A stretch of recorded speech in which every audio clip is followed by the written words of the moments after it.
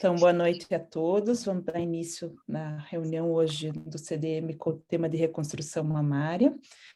Então, hoje nós vamos ter uma palestra sobre um tema muito atual, né, muito polêmico, que são os explantes. Então, o Dr. Cícero vai falar sobre explantes, a base científica ou a culpa é das redes sociais. Essa é uma palestra muito interessante. O Dr. Cícero Urbo é conhecido de todos, né, aqui do grupo, mas hoje temos também alguns participantes de fora.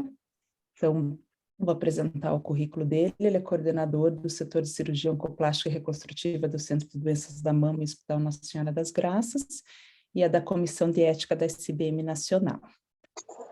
Então, Cícero, se puder compartilhar a tela. Compartilhar a minha tela. Tá. Bom, boa noite a todos. É um prazer, né, estar com todos vocês hoje aqui.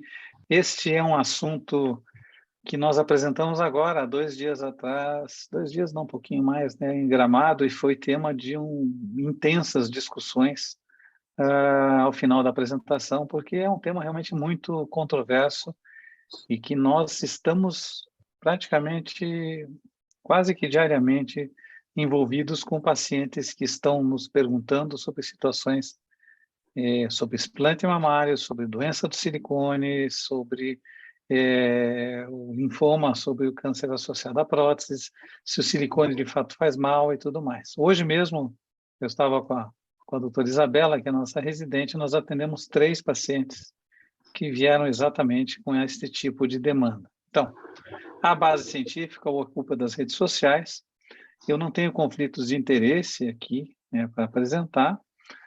Só para vocês terem uma ideia, 2 semanas atrás, esta foi uma reportagem da Veja,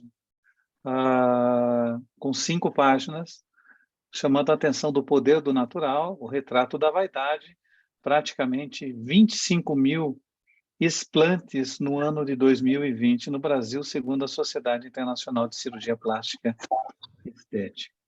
Então, o que está acontecendo e por que isso está acontecendo e que tipo de crise é essa que nós estamos enfrentando? O caso mais assustador que nós vimos esse ano, quem trabalha conosco viu e sabe qual é o caso dessa paciente, uma paciente de 70 anos, com mamoplastia de aumento desde os 55 anos, contratura capsular grau 2 na mama direita, veio para a consulta desejando explante, que é uma situação que está ficando cada vez mais frequente nos consultórios dos cirurgiões plásticos e dos mastologistas. A filha pede que a cápsula seja retirada completamente na cirurgia, e foi uma coisa que eu, até na hora, falei, puxa vida, mas a tua mãe tem 70 anos, tira a prótese e resolve, não precisa fazer mais nada, já que não tem sinal de nada, né? E o que essa paciente tem, na verdade? Prótese mamária há 15 anos, contratura grau 2 na mama direita, uma preocupação com a necessidade de uma cirurgia no futuro, que é isso que ela relatava, devido a eventuais problemas que possam acontecer com o desgaste das próteses no futuro. E a filha, não foi uma demanda da paciente, ela queria que as cápsulas fossem removidas por medo do câncer associado às próteses. Então, esta é a situação que nós estávamos enfrentando com esta paciente. O que essa paciente não tem? Que é importante a gente também, né, delimitar muito bem esta área. Não tem Asia síndrome e não tem doença do silicone. Ela não vem relatando nenhum sintoma relacionado ao silicone ou à prótese. Ela não tem clínica de linfoma. Acho que todos concordam. E também não tem medo de algum impacto oncológico associado à prótese mamária. Pois bem, como ajudarmos essa paciente com informações clínicas adequadas a tomar a melhor decisão? Esse que é o grande aspecto. Quando nós recebemos essas pacientes, seja com informação de rede social, seja com desinformação, seja com medos de situações que podem ser reais ou não. As próteses mamárias, elas precisam de fato ser trocadas devido a um risco de ruptura? Essa é uma pergunta interessante. Pois bem, qual é o risco de uma prótese romper?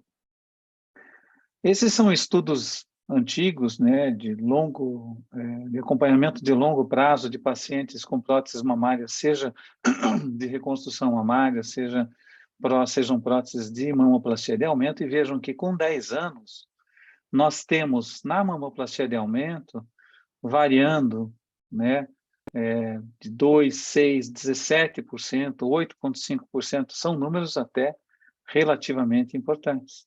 Na reconstrução, esses números acabam sendo maiores. Talvez pela cirurgia ser mais agressiva, pelas pacientes colocarem implantes maiores, mas o fato é que, pelo menos né, na literatura, o que nós temos é um risco um pouco maior na reconstrução do que na cirurgia estética. E como é que nós manejamos essas rupturas? Já que a paciente tem medo de ruptura, vamos ver o que nós faríamos caso essa paciente tivesse uma situação como essa. 2/3 das rupturas são intracapsulares e, em sua maioria, silenciosas e detectadas apenas na ressonância magnética. Como é que nós vamos fazer esse cálculo? Vamos considerar um número de 10% de risco de ruptura em 10 anos. Se nós temos 10% de risco de ruptura, nós temos 10 a cada 100 pacientes, e nós vamos ter 7 pacientes com ruptura intracapsular. Ruptura intracapsular, praticamente, ela não precisa ser tratada de maneira urgente, ou apenas a paciente pode, eventualmente, optar pela reseção dessa prótese, pela remoção da prótese, pela troca da prótese, numa situação, né, já que a prótese já está desgastada e pode evoluir para uma ruptura extracapsular, esta sim, que precisa ser tratada. Mas o risco de uma ruptura intracapsular evoluir para uma ruptura extracapsular é em torno de 10%. Então, vejam que os nossos números vão reduzindo cada vez mais. Então, para uma paciente como essa, que está com próteses mamárias há 15 anos e que não teve ruptura, a chance de ela evoluir para uma ruptura no futuro é bem pequena.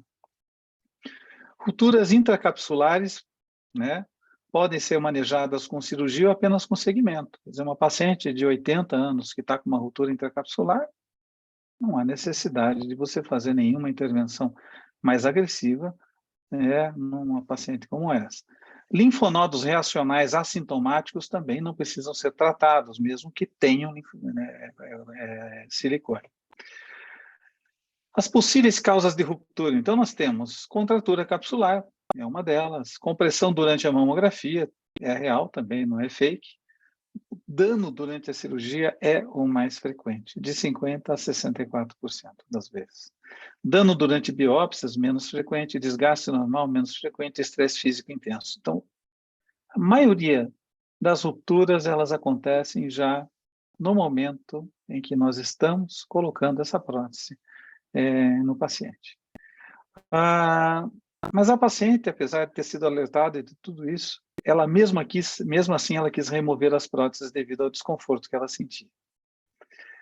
Um princípio, eu sou professor de ética, né, de bioética, mas um princípio fundamental em relação a próteses mamárias colocadas, por exemplo, com um objetivo estético, é que da mesma maneira que a paciente teve o desejo e o direito de colocar essas próteses, ela também pode, por situações próprias de vida, desejar retirá-las e poder retirá-las. Então, não é porque não estão rompidas que ela não possa solicitar que essas próteses sejam removidas e ser atendida.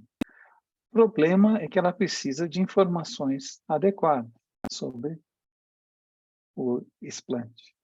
Quer dizer, se ela quer retirar a prótese, por que ela quer retirar a prótese? Porque eu tenho medo de precisar fazer uma cirurgia no futuro. A chance dela precisar fazer uma cirurgia no futuro é mínima. Porque mesmo que ela tenha uma ruptura, dificilmente vai começar como extra, vai começar como intra, que vai evoluir aos poucos. E, se for intra, ela pode continuar sendo seguida sem nenhum tipo de problema. Mas a paciente, devido ao desconforto que ela sentia, ela pediu que as próteses fossem removidas.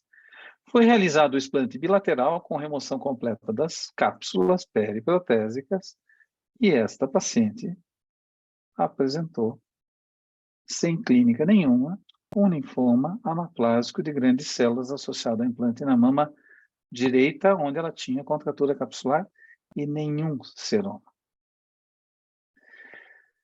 Pois bem, as próteses mamárias são realmente seguras?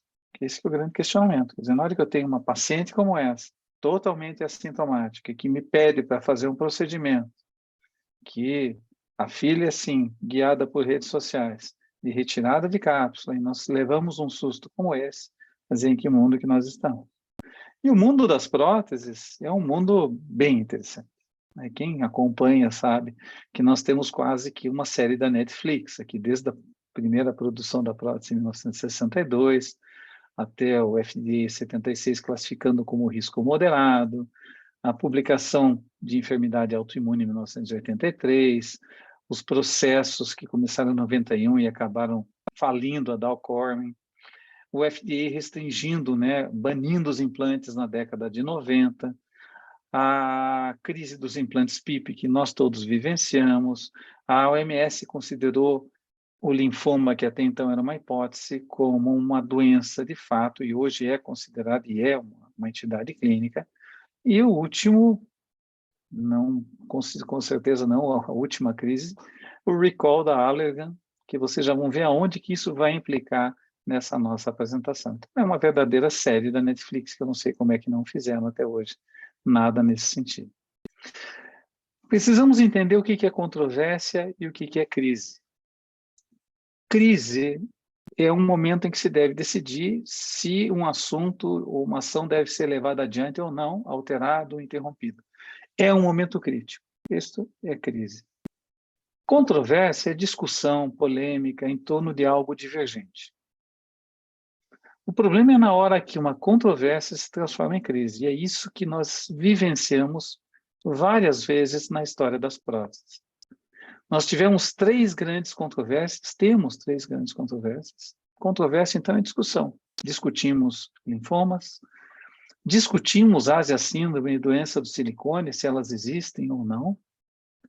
Discutimos o impacto oncológico das próteses texturizadas, que é uma situação relativamente nova, que eu também vou aqui mostrar a vocês. Mas controvérsia é controvérsia. Discutimos na academia, discutimos aqui em reunião do Zoom, entre médicos, entre cirurgiões, entre colegas. Tivemos três crises anteriores. A crise da Dow Corning, enorme, faliu a maior empresa de próteses dos Estados Unidos, tinha 35% do mercado. A crise da PIP, com 300 mil mulheres em 65 países, que todos nós tratamos, acabamos recebendo essas pacientes nos nossos consultórios, e a crise da Allergan na Trelle, relacionada, sobretudo, à questão dos linfomas associados à prótese. E, se essas eram crises do passado, nós temos uma crise atual, esta sim, muito importante, que é a Ásia síndrome e a doença do silicone, que talvez seja o ponto mais importante a ser discutido aqui hoje. 14 milhões de informações à disposição de quem quer que queira no Google. Vejo, 14 milhões. É muita coisa. O que tem de correto dentro disso tudo, o que tem de incorreto, o que tem de fake news, de exageros e tudo mais. Isso aqui eu acessei no dia do câncer de mama gramado, quando eu estava sentado na plateia. Vejam. Primeira situação, o linfoma de grandes células associado aos implantes. Deixou de ser crise. Deixou de ser controvérsia. Por quê?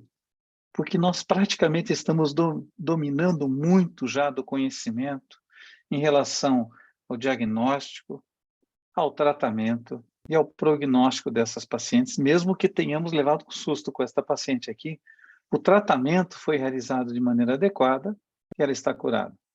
Então, o linfoma, por uma questão da evolução técnica, científica, ele deixou de ser uma controvérsia, uma coisa que nos assustava, se tornou uma realidade onde nós, de certa forma, já dominamos o conhecimento e sabemos como tratar, onde tratar e o que fazer em várias situações, mesmo nos estadios mais avançados. O problema do linfoma não é o linfoma em si, são as divergências que nós enfrentamos desde o início. Então, se você pega, por exemplo, França e Estados Unidos, lançaram no FDA e na agência francesa documentos divergentes em relação ao que fazer. Os Estados Unidos permitiam que se continuasse o uso de próteses texturizadas, inclusive as da Allergan. A sociedade francesa, a Associação Francesa, simplesmente baniu todas as próteses texturizadas de uma vez só. Então, na França, já em 2019, não se podia mais utilizar prótese texturizada. Nos Estados Unidos, o que aconteceu?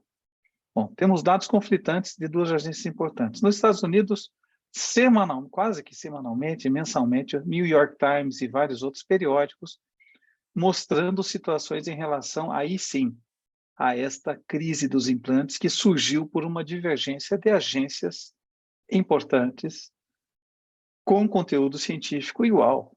Quer dizer, os mesmos estudos, uma agência, a agência francesa, determina a retirada das próteses texturizadas e a agência americana, o FDA, permite que se continue com as próteses texturizadas no mercado. Notícias semanais, divergências, o FDA volta atrás e coloca que existem implantes que não podem mais serem comercializados nos Estados Unidos a partir de 2021. Reposicionamento em relação ao posicionamento anterior e indo mais ou menos na mesma linha que a agência francesa. Bom, como uma controvérsia se transformou em uma crise? Porque assim nós vamos aprender com esta crise atual, a tentarmos entendê-la e tentarmos reduzir ou até reverter a situação que se encontra. Uma controvérsia se transformou em crise aqui a partir do momento em que uma palavrinha só, recall, foi utilizada e começaram a chover pacientes nos nossos consultórios com próteses da Allergan, entendendo que isso aqui foi, de fato, o estopim da crise, porque recall, para nós, inclusive em português, geralmente nos dá a lembrança, a situação do automóvel. Eu comprei um carro, esse carro veio com defeito, e eu preciso levar ele na concessionária para trocar uma determinada peça que não está adequada.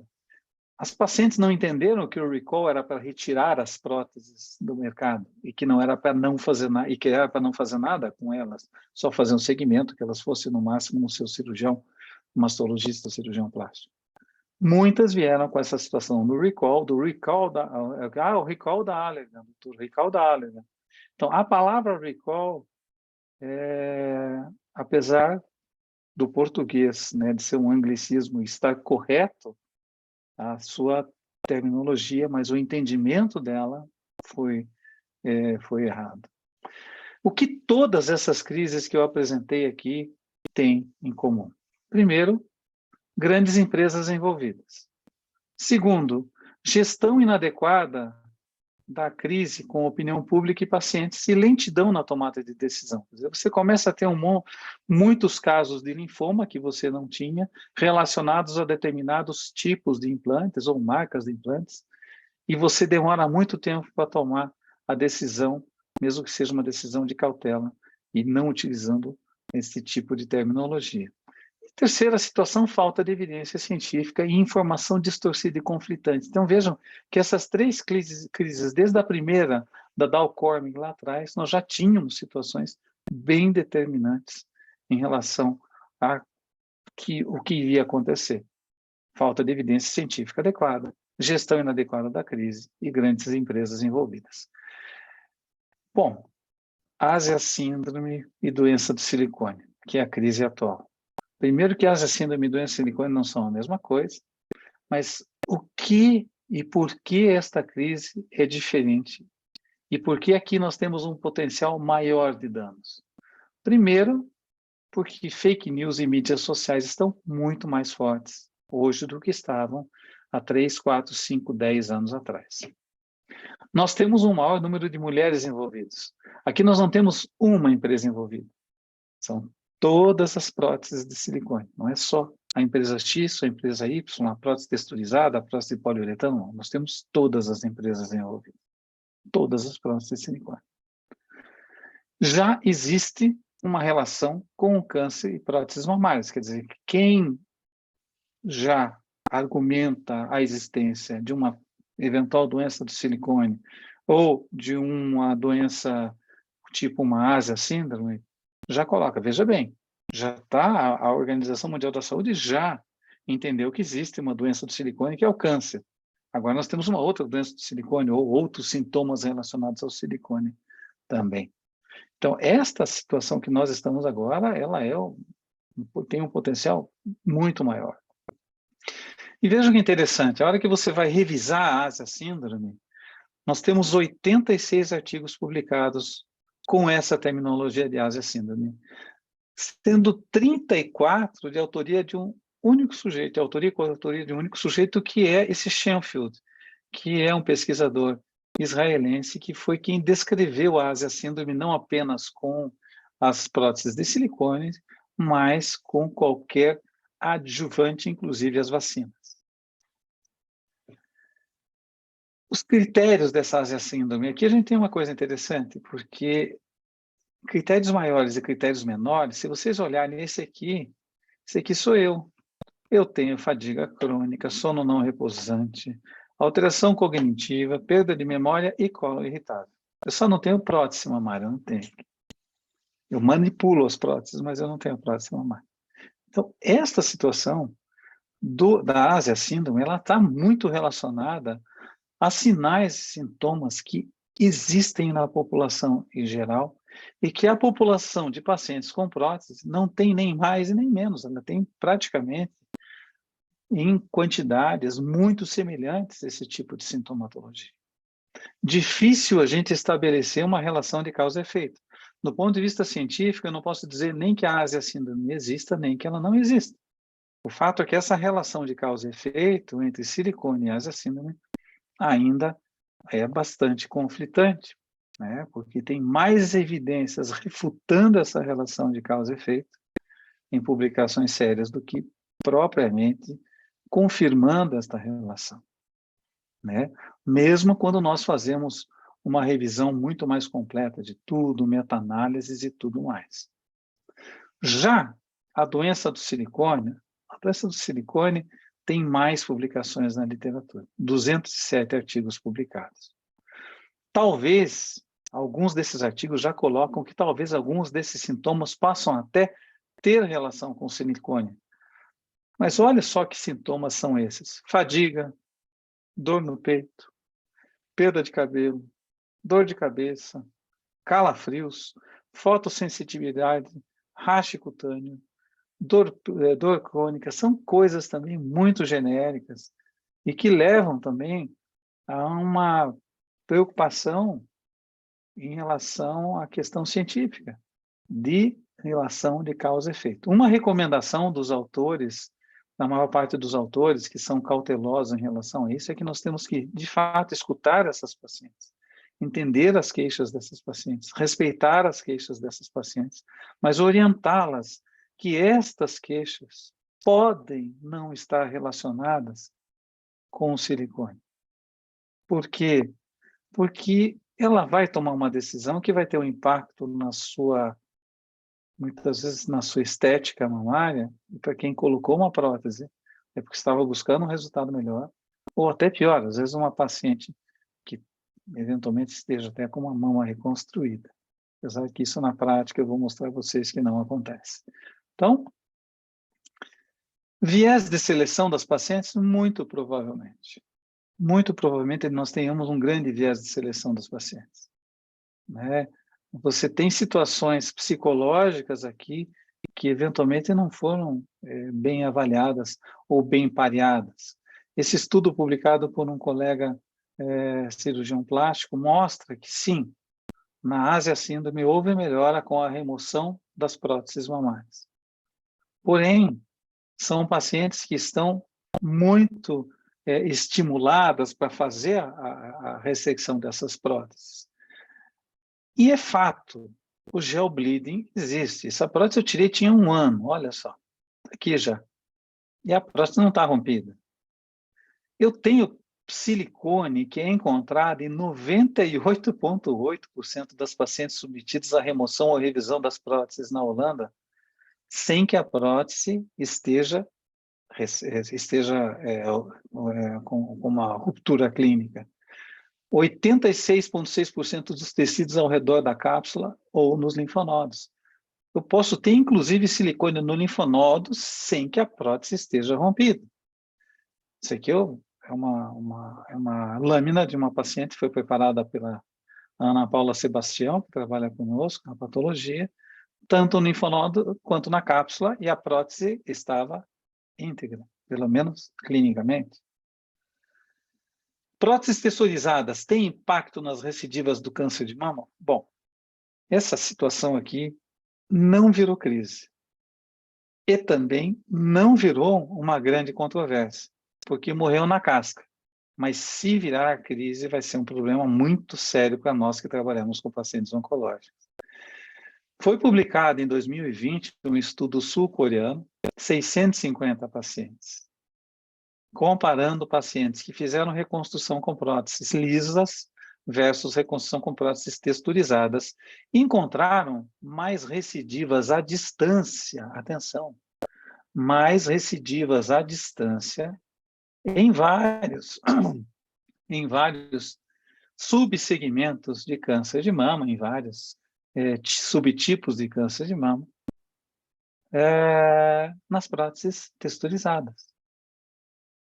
O editorial chama a atenção dos cirurgiões ao redor do mundo, isso no JAMA Surgery, uma revista com um altíssimo fator de impacto. O editorial chama a atenção dos cirurgiões que nós, como cirurgiões, deveríamos parar de utilizar próteses texturizadas ou, então, ao utilizarmos próteses texturizadas nas pacientes oncológicas, aqui não estou falando da paciente que vem para uma cirurgia estética, alertarmos essas pacientes do risco de recidiva local e de recidiva à distância. Ao lermos esse artigo, eu e mais 2 colegas, um colega do Memorial, né, eu fiquei escandalizado, porque, assim, foi um artigo que, metodologicamente, com muitas falhas. Não estou falando que foi um artigo que foi escrito com fraude, fraudulento, mas muitas falhas metodológicas do ponto de vista oncológico. Muitas. Eu, o colega Francisco Pimentel, do Ceará, e o Mahmoud Eltamer, do Memorial de Nova York, fizemos uma resposta, vários questionamentos aos autores, porque, por exemplo, o grupo de prótese texturizada usou menos anticorpo monoclonal, e apesar de ser HER2 positivo, quer dizer, tinha uma série de situações que explicariam só pela seleção errada dos pacientes, né? Porque você, a hora que você compara 2 grupos diferentes, a conclusão só pode ser errada, e foi isso que aconteceu, e que me chamou a atenção que o editor da revista, ao invés de chamar atenção para isso, chama atenção para a prótese texturizada. E aí, os próprios autores, depois dessas 10 colocações, e também depois de outras cartas de outros colegas também, se retrataram, né, colocaram que realmente houve algumas situações ali que chamaram a atenção e tudo mais. Enfim, o fato é que isso morreu na casca. Então, prótese texturizada, recidiva à distância com câncer de mama, não tem muita, pelo menos neste momento, não conseguimos entender que um silicone possa estar impactando recidiva à distância em paciente oncológico. Dúvidas, e aqui para fechar essa nossa apresentação, né, antes das conclusões. O que nós temos de dúvidas dentro desse assunto? Primeiro, muitos aqui que estão aqui presentes tratam pacientes oncológicos. E eu faço uma pergunta a vocês. Por que as pacientes oncológicas não têm Ásia síndrome nem doença do silicone? E a resposta pode até ser óbvia, né? Porque a paciente tem tanto problema com tamoxifeno, com inibidor da aromatase, com quimioterapia, queda de cabelo pela quimio, com dor no síndrome mão-pé, que não cabe uma outra síndrome no meio, né? Não tem como você... Ou a paciente já tem tantos problemas, né? Tantas preocupações com a questão da vida, o medo da recidiva, que ela não entra nessa seara de Ásia síndrome ou de doença do silicone. Eu não tenho nenhuma paciente, até hoje, que me procurou no consultório com câncer de mama, que fez reconstrução mamária e que quer tirar a prótese, porque tem medo da Asia síndrome, porque tem Asia síndrome, eu tenho doença do silicone. Outro questionamento, que é uma dúvida também muito importante. Por que algumas mulheres melhoram com a retirada das próteses e depois de algum tempo retornam com os mesmos sintomas? Se é o silicone, deveria não retornar mais nada, mas muitas retornam com os mesmos sintomas. Numa época de muito estresse, eu descobri o colo irritável tarde na vida. Eu sempre tinha as dores, não sabia por quê. Não tinha os outros sintomas do colo irritável, mas eu tinha as dores. As dores estavam relacionadas e estão relacionadas ao estresse. Momentos de grande estresse, eu tenho que tomar um remédio que uma residente me ensinou a tomar e que melhorou isso aí, que foi a Yaca, que nem sei se ela está aqui hoje. E, enfim, é psicológico, né? Agora, se a doença do silicone é psicológica ou não, eu não sei. O fato é que um dos sinais da doença da Asia síndrome é absolutamente psicológico. Eu tenho ele. Por que temos os mesmos sintomas na população em geral, sem próteses e praticamente na mesma população? Também nós precisamos conhecer este tipo de situação e a paciente tem que ser informada disso. Mesmo que a relação, mais tarde, a gente descubra daqui a alguns anos que ela existe, mas se existir, não vai ser para um número enorme de pacientes. Possivelmente vai ser uma situação de exceção, assim como o linfoma. Vejam, expectativa, frustração, problemas psicológicos e de aceitação das mamas e do corpo não foram pareados aqui. O quanto de viés de seleção nós temos nesses estudos populacionais, né, para poder dizer que, de fato, essa população de pacientes com silicone tem mais problemas e que a retirada, não é só que tem mais problemas, a retirada do silicone vai resolvê-los. Bom, concluindo e desmistificando, para dar tempo da gente poder discutir um pouco, as próteses são seguras, mas não são perfeitas. Isso tem que ser bem claro para o paciente, seja numa cirurgia estética, seja numa cirurgia reparadora. Existem muitas questões não respondidas ainda sobre os linfomas, sobre a Asia síndrome, doença do silicone, mas estão ficando mais claras, sobretudo o linfoma. O linfoma, rapidamente, nós conseguimos trabalhar para que ele não mais fosse considerado algo, né, totalmente fora do contexto. O desconhecimento leva à geração de mitos. Esse que é o grande problema. Esse que é o desconhecimento gerando controvérsia, controvérsia gerando crise. A maioria dos linfomas são indolentes e curados, com cirurgia, então tranquilo. Não temos evidências que próteses texturizadas aumentem as recidivas de câncer de mama. Portanto, nós temos a nossa maior arma contra o medo é a informação correta. E a missão nossa como médicos e pesquisadores é passar isso para a população em uma linguagem correta e acessível. Crises nascem de controvérsias mal geridas, somadas à falta de dados científicos sólidos e falta de informação correta para a população. As redes sociais apenas alimentam. Eu queria, então, agradecer ao nosso time aqui do CDM, né, que eu tenho muito orgulho de fazer parte, e essa é a minha família. Agora fico à disposição para discutirmos aí as questões que vocês acharem que são pertinentes aí. Excelente, Cícero, obrigada. Excelente aula, acho que você pontuou muito bem essas dificuldades que estão surgindo com esse tema. A síndrome Ásia, realmente, acho que a grande dificuldade que a gente tem é como comprovar isso cientificamente, do ponto de vista metodológico, é muito difícil, como você falou, porque são sintomas tão inespecíficos que montar um estudo, desenhar um estudo que realmente isole esses fatores psicológicos de impacto, provavelmente não vai ser possível de realizar. Então, a gente vai ficar nessa dúvida aí, e todo o pânico que se gerou ali nas mídias, e isso contribui muito para o desespero das pacientes nessa busca do explante, né? Então, vamos abrir para as perguntas. alguém, acho que podia levantar a mão, porque tem quem quiser fazer alguma pergunta. Enquanto o pessoal não pergunta, Cícera, eu vou te fazer uma curiosidade. Essa questão do linfonodo com infiltração de silicone, você viu já algum estudo que tenha avaliado, estudado as próteses para comprovar? Porque teria uma rotura, não teria muito outro, eu não consigo imaginar outra fisiopatologia. O que que você tem de experiência de dado nisso?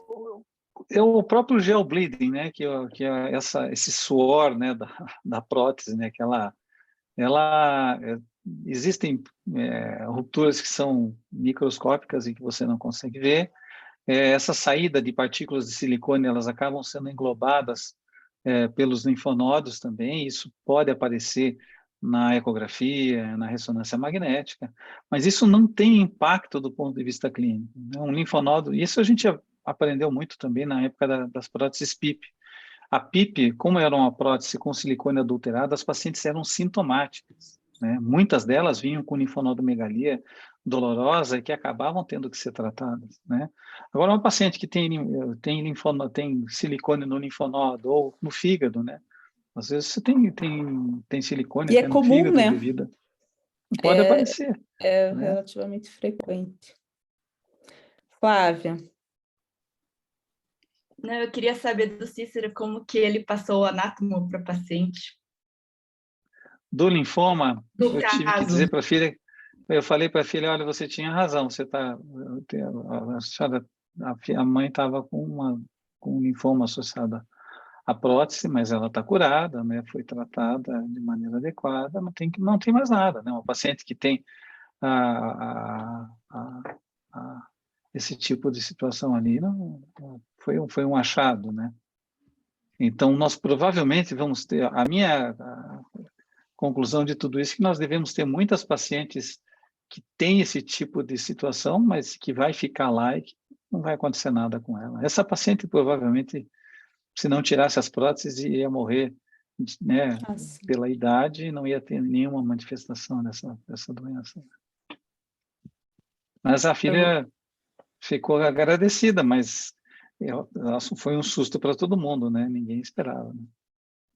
Né? É uma situação inusitada, não tem nem o que inesperado totalmente. Doutor Rubens, o senhor estava querendo. Está mutado, doutor. Está mutado, doutor. Desculpe, eu me distraí aqui. Não é bem uma pergunta, é mais uma consideração, mas da forma como você colocou, eu acho que essa é a realidade. Quando o paciente chega com uma informação como essa paciente sua chegou, já com a decisão feita, eu acho que a experiência da gente mostra que com toda a informação que você tiver do mundo, ela já está com a cabeça feita, e mais em função das fake news, vamos dizer assim, dessas notícias alarmantes que não têm fundo verdadeiro, do que a verdade realmente. E elas não vão escutar muito o que você vai, todas as considerações científicas que você apresentar. Então é uma situação bem difícil. Parabéns pela tua apresentação, mas é uma situação bem complicada. É difícil convencer, né, doutor Rubens? Mesmo que você mostre, mas também tem uma questão legal nisso tudo, né? Um médico legal. Se você, por exemplo, dá pouca informação para ela, não dá tudo, mesmo que ela já esteja convencida e ela quer tirar, e é um direito retirar, né? Porque afinal ela quis colocar, ela também pode retirar. A única coisa é que a situação é que ela não pode ir para uma cirurgia com uma informação inadequada. E depois o resultado fica ruim, ela diz, doutor, eu fui ver essa informação que o senhor me deu aqui, né, não bate. Né? Eu fui em 2, 3 colegas aí seus e disseram que não precisava ter tirado a prótese. E agora eu estou aqui, deformada. O que eu vou fazer? Né? Então, esse que é o grande senão disso tudo.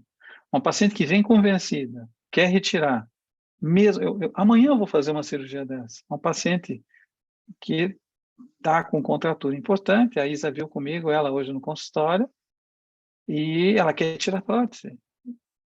E ela tem sintomas da doença do silicone, eu falei, olha, vou dar uma aula disso hoje, eu acho que tem que cuidar muito bem. Não, doutor, não me importa, eu não quero mais esse volume de mama. Então, assim, ela já está convencida, mesmo com a informação que você passa.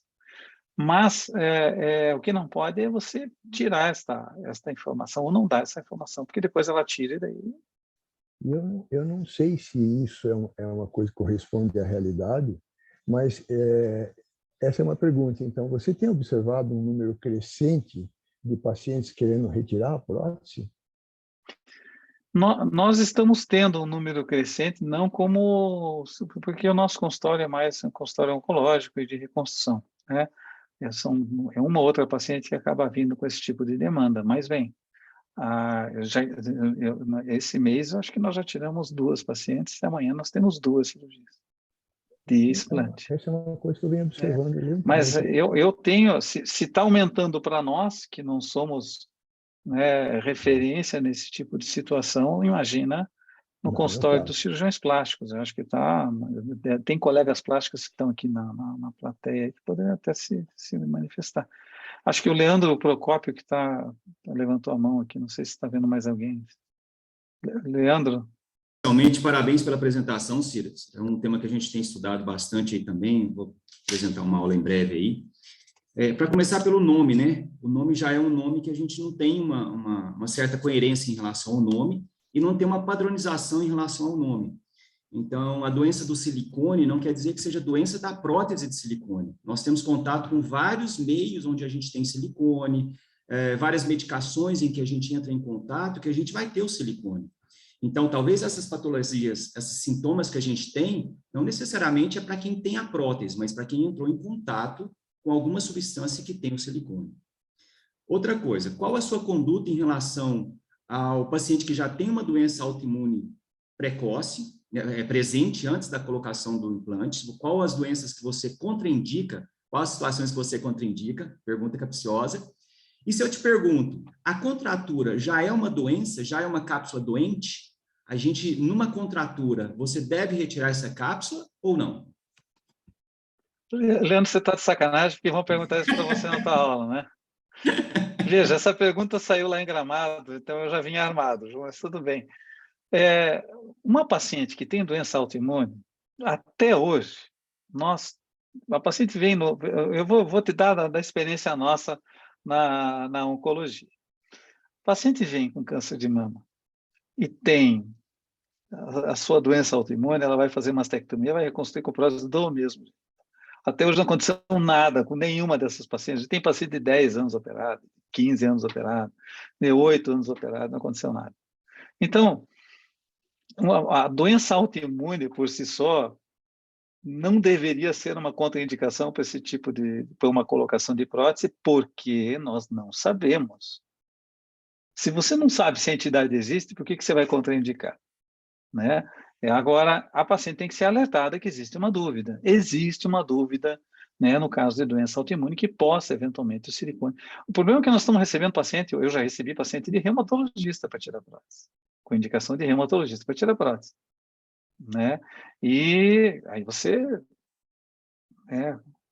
E a questão da cápsula.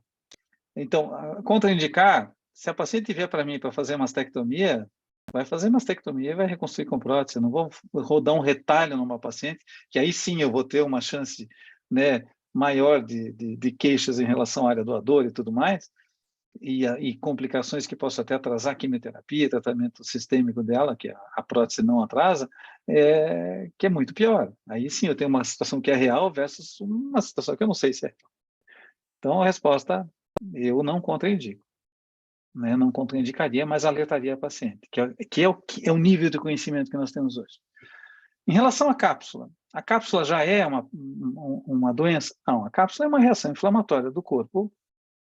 Todas, se fosse doença, então todas têm, porque desde a paciente que tem uma reação de uma cápsula fininha, que quase você não consegue nem tirar, até aquela que tem uma cápsula de 1 centímetro, graças a nossa radioterapia, aí, que são nossos amigos todos os dias, mas que fazem, né, as contraturas mais intensas que a gente vê na prática. Então, A cápsula, ela é uma manifestação normal do corpo, que igual uma cicatriz de pele. Você tem um queloide. Queloide, ela é uma situação de uma cicatriz muito intensa. A cápsula, ela pode ser de vários graus, até um grau muito intenso que tem que ser tratado também, assim como a cicatriz externa é a cicatriz interna.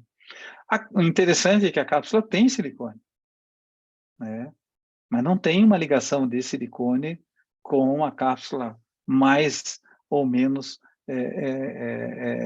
com uma repercussão maior ou menor. Senão, nós iríamos ter essas pacientes com radioterapia aí, que tem uma contratura muito mais intensa do que as pacientes sem radioterapia, com uma quantidade maior de silicone junto também, né? As coisas se somam. Acho que são, talvez, o silicone somado à reação da paciente, né, a reação própria dela, e possam estar afetando tudo isso. Beleza. Obrigadão. Tem outra pergunta da Rosana. Rosana, você pode abrir o microfone?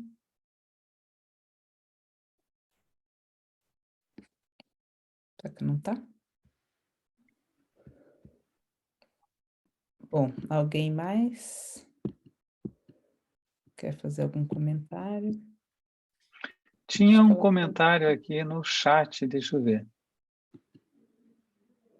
É uma opinião que acha que a crise em relação ao silicone é o produto da desinformação e da ignorância científica do problema, que leva muitos médicos a criar expectativas falsas para os pacientes, oferecendo a eles uma melhora nos seus sintomas quando removem as próteses. Existe de fato um mercado nisso também hoje, que a gente sabe tudo, mas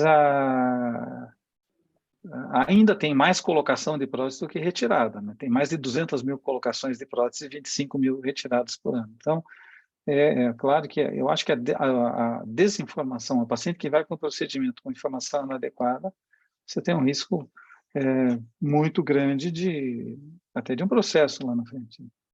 Eu acho que a paciente tem que ir para a cirurgia com as coisas muito claras.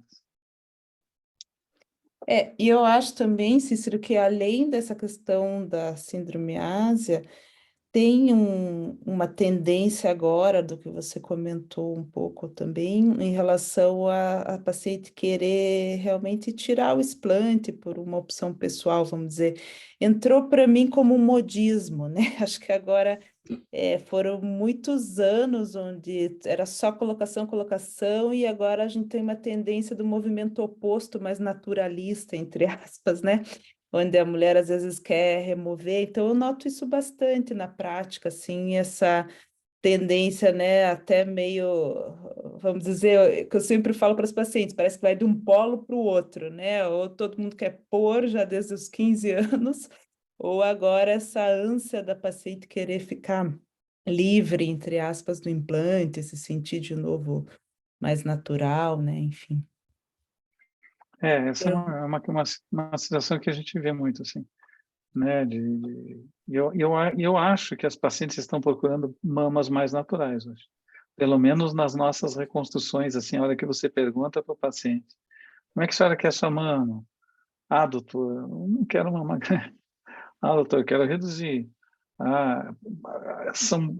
Hoje a minoria delas, claro que existe um número ainda, quer fazer por exemplo, vai passar por uma mastectomia, que é uma mama maior, coisa que é uma matemática que não é boa, ainda bem que elas não querem, a maior parte delas, mas de maneira geral está existindo isso.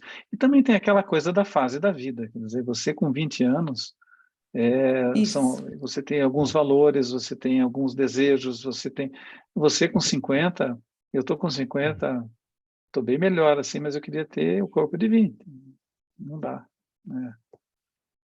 Isso acontece muito, acho que com a mulher, né? Ela coloca muito cedo, onde ela tem outra demanda, outra expectativa, né? Dr. E Rubens. daí ela pode chegar aos 50 e querer tirar.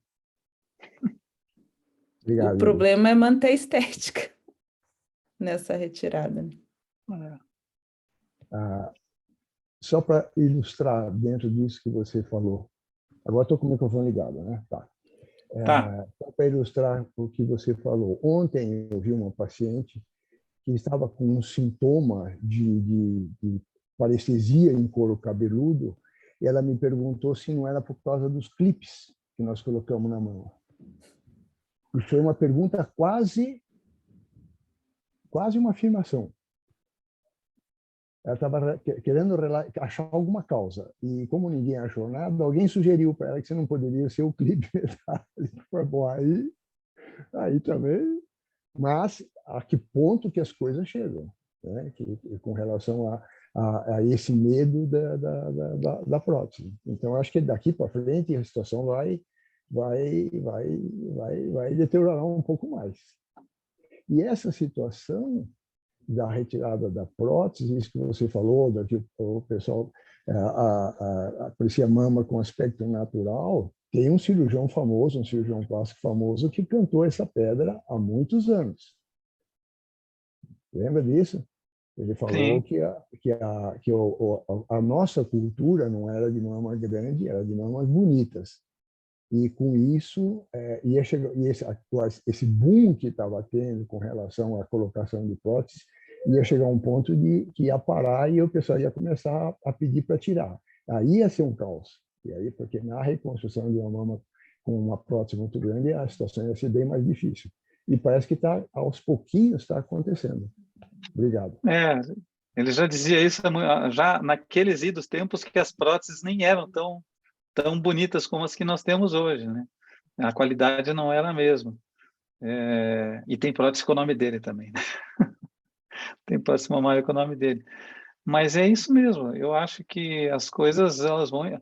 Assim como no Renascimento, a mulher bonita era a mulher obesa, né? Porque representava a riqueza e tudo mais. Então, são as imposições também, do ponto de vista social, que também são bastante criticáveis, né? Mas acho que a Rosana Damasio fez a pergunta por escrito, eu vou ler aqui. Desculpe, eu não consegui abrir o microfone. Gostaria de perguntar para o Cícero que temos próteses texturizadas há mais de 25 anos e por que será que não tínhamos diagnóstico de linfoma? E qual seria o tratamento de linfoma de células gigantes? Somente a retirada da cápsula? Bom, esse é um fato. Eu, por exemplo, venho colocando prótese, voltei em 2003, e durante todos esses anos, só com prótese texturizada, e sobretudo no início da minha carreira, era só Allergan. Eu tive uma paciente do serviço que eu coloquei a prótese e que teve linfoma. E a gente faz o segmento. São pacientes oncológicas que estão aí com o Dr. Rubens, Cleverton, Karina, Iris, Flávia, algumas há mais de 20 anos, 15 anos sendo seguidas, há 10 anos sendo seguidas, há 20 anos sendo seguidas, o Dr. Eduardo. E assim, uma em 1.500, eu fiz o cálculo disso há muitos anos atrás, uma em 1.500. Então, a incidência é muito pequena. A resposta para isso é porque a incidência é muito pequena. A segunda situação é que nós devemos ter muitos casos indolentes, e que são casos que nunca vão aparecer na clínica. Se você tirar da prótese 100% de todos os pacientes que têm prótese mamária, provavelmente você vai ter um número de linfomas aí maiores do que nós estamos vendo, mas absolutamente sem nenhum tipo de repercussão clínica. O que nos interessa é o linfoma que tem repercussão clínica, não é o susto que eu mostrei para vocês hoje. O que interessa é o linfoma que tem repercussão clínica, que é aquela paciente que chega com seroma tardio no consultório, que pode ser linfoma, que pode ser trauma, pode ser infecção. Então, essa que é a situação. E o tratamento do linfoma, se você fizer a remoção completa da cápsula, né, não na forma tumoral, o linfoma na forma de seroma, você removeu a cápsula completamente, a paciente está tratada, não vai precisar fazer nenhum tipo de adjuvância. Se é um linfoma na forma tumoral, a paciente vai ter que fazer quimioterapia. E aí você tem que inserir essa paciente dentro de uma equipe multidisciplinar. Tem que estar junto ao hematologista, e um hematologista com experiência nesse tipo de coisa. Que hoje a gente já tem aqui em Curitiba, por exemplo. O primeiro caso que nós tratamos foi assim, estudamos juntos. Nós, o patologista, o radiologista, todo mundo aprendeu. A Linei fez o diagnóstico, mas ela falou assim, olha, nunca vi uma lesão dessa, Cícero. Talvez esse seja aquele linfoma que vocês tanto falam que eu nunca vi. E era. Aí a Ana Paula teve também dificuldade no diagnóstico, porque também nunca tinha visto.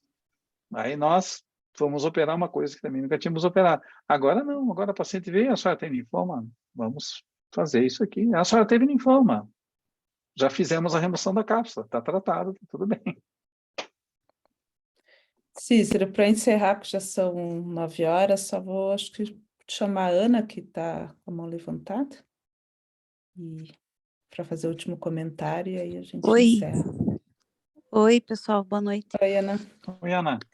Essa pergunta que ela fez, né, e o que você respondeu, eu também acho que a gente não fazia diagnóstico, sabe?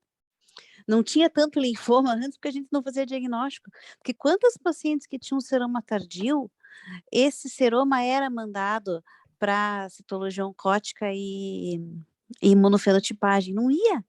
Ia para cultura, né? Então, a gente não fazia diagnóstico. Eu acho que, primeiro, ele é raro. Segundo, a gente não fazia esses diagnósticos quando a maior parte deles é desse crescimento no seroma. Ele fica no seroma. Às vezes pega uma camada bem superficial da cápsula, mas a maior parte deles fica ali no seroma. A gente só foi perceber isso lá em 2016, nesse teu caso, que foi quando a gente teve o primeiro caso, né, de 2016, que era massa. Aí que as coisas começaram a fazer sentido, né? Então, eu acho assim, e lembra que quando nós voltamos atrás, você tinha uma paciente mutada, P53, que você falou assim para mim, que eu nem lembro de quando que era, que você falou assim, Ana, pega essa cápsula. Sei lá, acho que a paciente era de 2010, a gente pegou 2014. a cápsula... 2014, a gente pegou a cápsula e tinha linfoma. Sim. Né? Então, eu acho que a gente não fez diagnóstico. A gente não conhecia a entidade e não fizemos o diagnóstico. Não acho que antes não tinha. Isso já deve estar vindo, né? Há muito tempo e a gente não sabia. Só que os casos são assim, verdade. eles são casos bem incipientes. A maior parte dos casos está no seroma mesmo. Ou aquilo que eu falei, só nas primeiras camadinhas ali da cápsula. Então, a gente não fazia diagnóstico. Excelente palestra, Cícero. Obrigado. Muito obrigada. Bem colocado, Tem uma Ana. última pergunta aqui, Iris. Isso, então, da Rosana, né, que ela está complementando, por ser peraí, deixa eu do início.